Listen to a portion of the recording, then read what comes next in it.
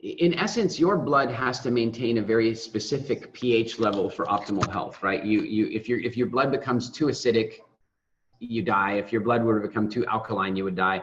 The reality is it's extremely hard to make that happen because your body has mammals have a thing that, I mean, there's probably a better medical term for it, but it's basically called the calcium buffer system.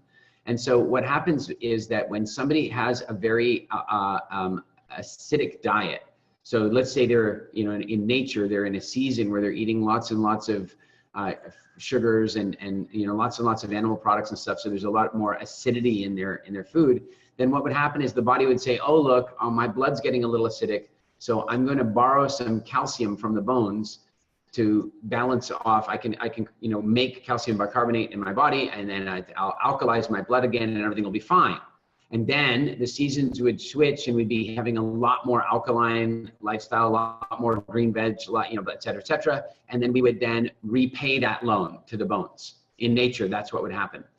In practice, what happens for most people is that they maintain an acidic lifestyle the whole time, and they only ever borrow from the bones and never repay, which is why countries like Canada, America, Norway, Sweden, Denmark, Finland, and others that have such a huge amount of milk consumption have huge bone density problems and hip fracture rates, because milk is a very acid causing food.